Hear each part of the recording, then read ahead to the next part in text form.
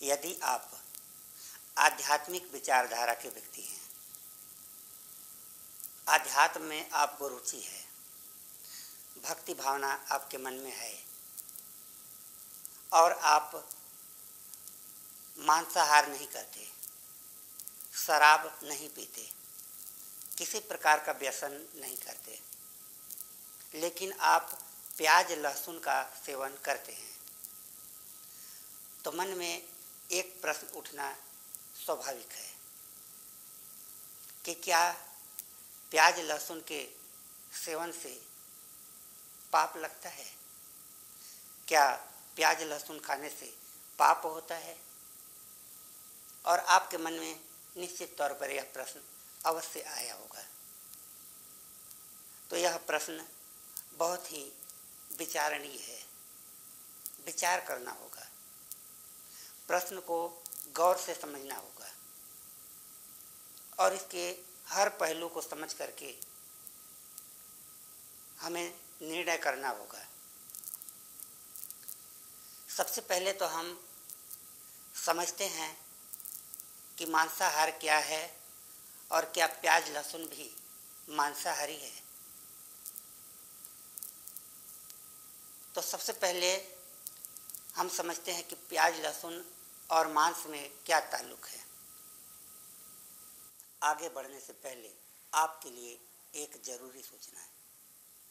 यदि आप किसी भी प्रकार की समस्या से ग्रस्त हैं, यदि आपको तंत्र मंत्र काला जादू की समस्या है या किसी ने आपको कुछ तंत्र मंत्र करके खिला पिला दिया है, या आपकी शादी में विलंब हो रही हो, या शादी में बार बार अड़चनें पैदा हो रही हो, बाधाएं आ रही हों, या आपके परिवार में कोई न कोई व्यक्ति हमेशा बीमार रहते हों, परिवार में कलह, पति पत्नी में अनबन, घर का माहौल बिगड़ा रहता हो, या आपको किसी भी प्रकार की समस्या हो, आप अपने प्रत्येक समस्या का समाधान हमारे शिविर में आकर के प्राप्त कर सकते हैं। हमारा शिविर 25 मार्च 2023 को अंबिकापुर छत्तीसगढ़ में आयोजित किया गया है, वीरेंद्र प्रभा होटल में। यदि आप किसी भी प्रकार की समस्या से ग्रस्त हैं तो आप हमारे शिविर में आकर के अपनी समस्या का पूर्ण समाधान प्राप्त कर सकते हैं। तो आइए इस वीडियो में अब आगे बढ़ते हैं। तो भोजन का मुख्य 2 प्रकार की श्रेणी होती है, एक शाकाहार और दूसरा मांसाहार। शाकाहार जिसमें व्यक्ति अनाज, फल, दालें और सब्जियां सेवन करता है, यह शाकाहार है। दूसरा है मांसाहार, जिसमें किसी प्राणी की हत्या करके, किसी जीव की हत्या करके और उसके मांस का सेवन किया जाए, यह मांसाहार की श्रेणी में आता है। अब समझते हैं कि आयुर्वेद में भोजन को 3 प्रकार से विभक्त किया गया है। आयुर्वेद के शास्त्रों में भोजन का 3 प्रकार बताया गया है। इसमें है, पहला है सात्विक भोजन, दूसरा है तामसिक भोजन और तीसरा है राजसी भोजन।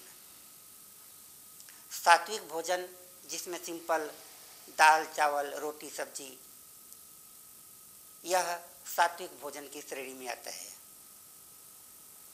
दूसरा है तामसिक भोजन, मांस मदिरा के सेवन को तामसिक भोजन के श्रेणी में गिना गया है। और तीसरा है राजसी भोजन, और राजसी भोजन की श्रेणी में आता है तेल घी से तली हुई सामग्री, मिर्च मसाले से बनी हुई स्वादिष्ट व्यंजन, जिसमें अनेकानेक प्रकार के मसाले और गर्म मसालों का प्रयोग, और लहसुन, प्याज, अदरक, गर्म मसाला इत्यादि से बना हुआ जो भोजन है, उसे राजसी भोजन की श्रेणी में रखा गया है। अब आध्यात्मिक व्यक्ति सात्विक भोजन करता है, जिसमें मांस मदिरा का परहेज होता है।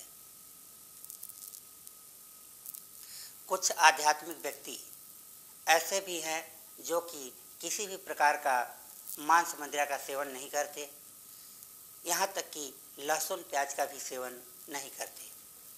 परंतु कुछ आध्यात्मिक व्यक्ति ऐसे भी हैं जो मांस मदिरा का सेवन तो नहीं करते, परंतु लहसुन प्याज का सेवन करते हैं। तो क्या मांस और लहसुन प्याज एक ही श्रेणी में आते हैं? गौर से समझने की बात है। कुछ प्रवचनकर्ता कहते हैं कि वेदों में, पुराणों में लिखा हुआ है कि लहसुन प्याज मांसाहार की श्रेणी में आता है। और इस तरह से यदि देखा जाए तो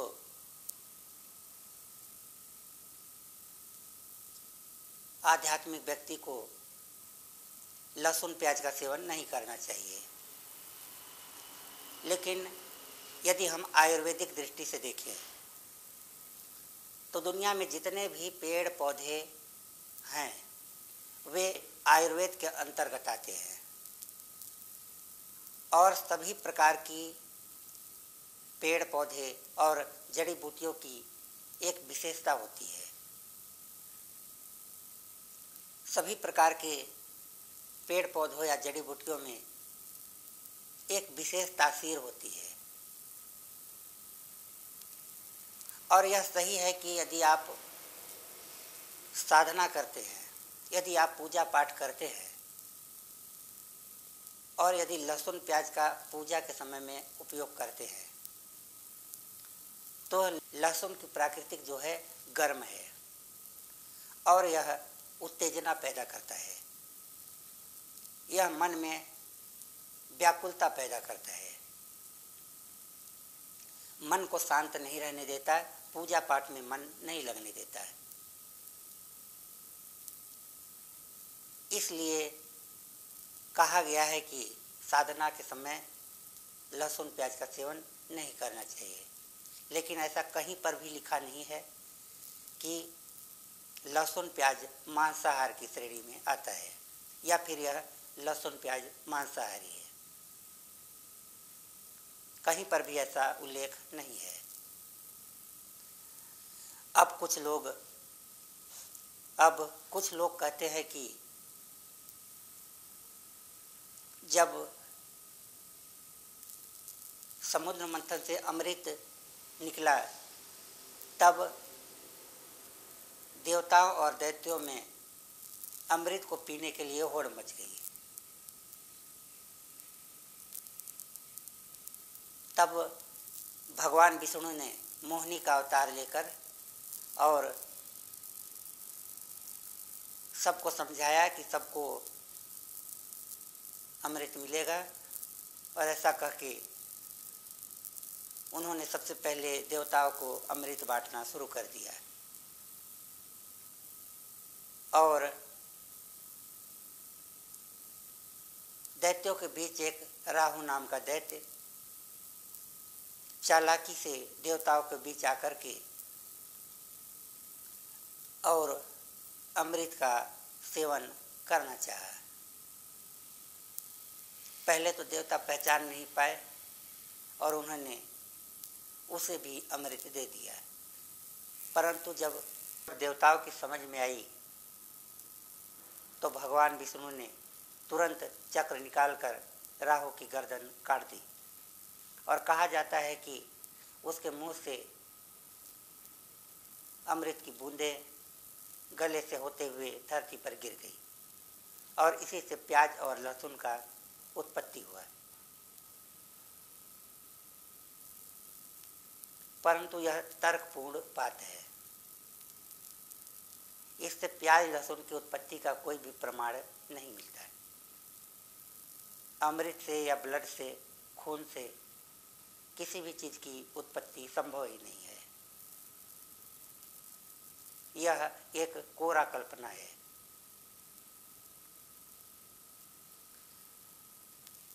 और प्याज लहसुन एक आयुर्वेद की प्राकृतिक की देन है जो मनुष्यों के लिए अति हितकारी है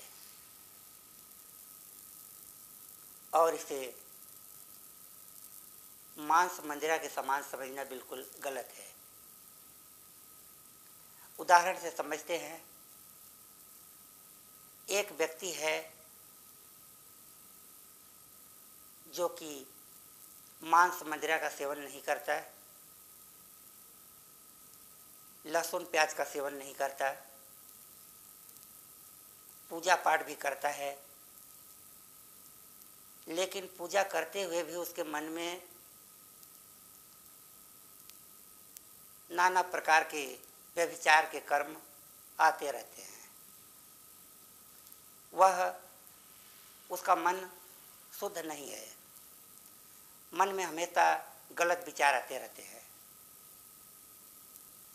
लोगों को सताना, लोगों से छीना झपटी करना, लोगों को तकलीफ देना, यह उसके नियत में हमेशा रहता है।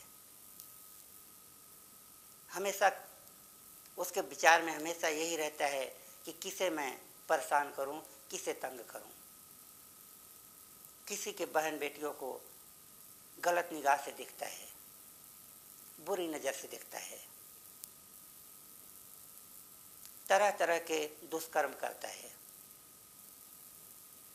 नाना प्रकार के व्यभिचार अत्याचार करता है। और दूसरा व्यक्ति है जो कि मांस मदिरा का सेवन नहीं करता है, परंतु लहसुन प्याज का सेवन करता है।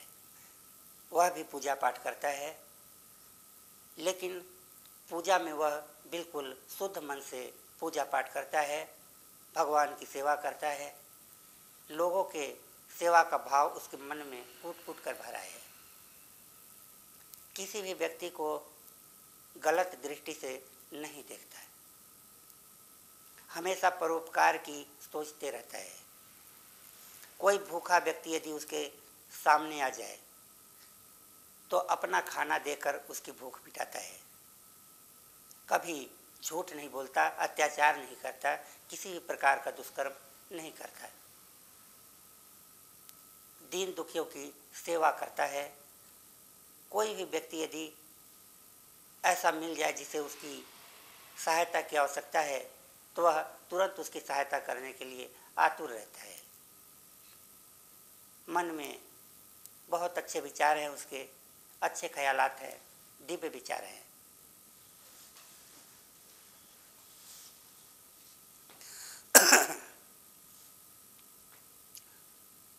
बहुत ही नेक विचार है, बहुत ही अच्छा आदमी है, लेकिन प्याज लहसुन का सेवन करता है। अब आप बताइए कि आप किसे लाइक करना चाहेंगे? उस व्यक्ति को जो कि प्याज लहसुन नहीं खाता, बाकी सारे गलत कार्य करता है, मन में अनेकों प्रकार के गलत विचार रखता है, किसी को भी सताने के लिए तैयार रहता है, उसे लाइक करेंगे? या उस व्यक्ति को जो कि प्याज लहसुन खाता है मगर उसके मन में अच्छे विचार हैं, वह भक्ति भाव से ओतप्रोत है, वह लोगों की सेवा करने के लिए तत्पर रहता है, किसे लाइक करना चाहेंगे? आप स्वयं अपने हृदय के परमात्मा से पूछ सकते हैं। आपके मन में जो विचार आएगा वह परमात्मा के विचार हैं। परमात्मा कभी नहीं चाहता कि मेरे बच्चे बिगड़ैल हों, मेरे बच्चे अहित करें किसी का, मेरे बच्चे किसी को कष्ट दें। और यदि ऐसा कोई करता है तो चाहे कितना ही बड़ा धर्म करने का दिखावा करने वाला व्यक्ति हो, चाहे वह मांस मदिरा सेवन न करता हो, चाहे वह पूजा पाठ में दिन रात लगा रहता हो, लेकिन यदि गलत कार्य करता है, गलत विचार रखता है, गलत भावनाएं रखता है, लोगों को तकलीफ पहुंचाता है, तो ऐसे व्यक्ति को भगवान कभी क्षमा नहीं कर सकते।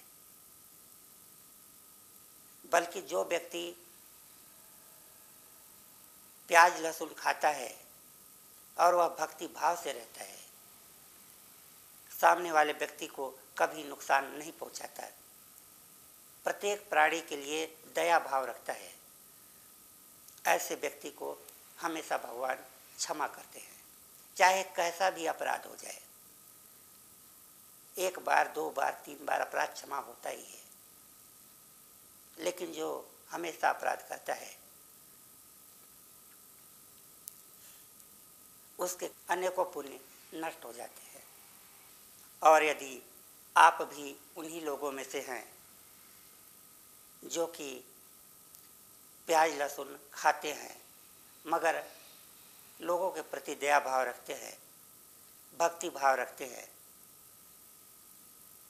हमेशा लोगों के लिए आपके मन में इज्जत है, सम्मान है, सेवा भाव है, तो फिर आप उससे श्रेष्ठ है जो व्यक्ति बिल्कुल भक्त होने का दिखावा करता है, कुछ भी नहीं खाता पीता। ऐसे उदाहरण है मेरे पास, मेरे जानकारी में ऐसे कई लोग हैं जो कि लहसुन प्याज तक नहीं खाते, जीवन में कभी लहसुन प्याज नहीं खाया, लेकिन उनके मन में कचरा भरा हुआ है, उनके मन में कुविचार भरे हुए हैं, उनका मन अपवित्र है, जीवन भर पूजा पाठ करने का दिखावा करते हैं, लेकिन जहाँ के तहाँ कभी उन्हें सफलता प्राप्त नहीं होती। उदाहरण है मेरे पास। और यदि आप भक्ति के मार्ग पे चलते हैं, यदि आप मन में भक्ति भाव रखते हैं, तो कुछ भी खाइए पीजिए, कोई मायने नहीं रखता। मन पवित्र होना चाहिए, विचार शुद्ध होने चाहिए, कुछ भी खाने पीने से कोई प्रभाव नहीं पड़ता। ऐसा नहीं कि लहसुन प्याज खाकर आप ध्यान नहीं लगा सकते, लहसुन प्याज खाने के बाद आप कामुक हो जाएंगे, विचलित हो जाएंगे, ऐसा भी नहीं है। आपके विचार यदि शुद्ध है, आपके इरादे नेक है, मन में भक्ति भाव है, तो कुछ भी खाइए पीजिए, कोई फर्क नहीं पड़ता। और एक बात मैं स्पष्ट कह देना चाहता हूँ कि कहीं पर भी लिखा नहीं है कि लहसुन प्याज मांसाहार की श्रेणी में आता है। तामसिक भोजन कह सकते हैं, लेकिन मांसाहार की श्रेणी में नहीं आता। मांसाहार वही है जिसमें किसी जीव की हत्या करके उसका मांस खाया जाए, वह मांसाहार है। बाकी जो शाक वर्ग के पौधे हैं वे मांसाहार की श्रेणी में कदापि नहीं आते। तो यदि आप प्याज लहसुन नहीं खाते तो मैं ज़बरदस्ती नहीं कहता कि आप खाओ, बहुत अच्छी बात है, नहीं खाते बहुत अच्छी बात है, लेकिन यदि खाते हैं तो मन में किसी प्रकार की ग्लानि का भाव रखने की आवश्यकता नहीं है, किसी तरह की संकोच की भावना रखने की आवश्यकता नहीं है। आपका मन शुद्ध होना चाहिए, विचार पवित्र होने चाहिए, बस।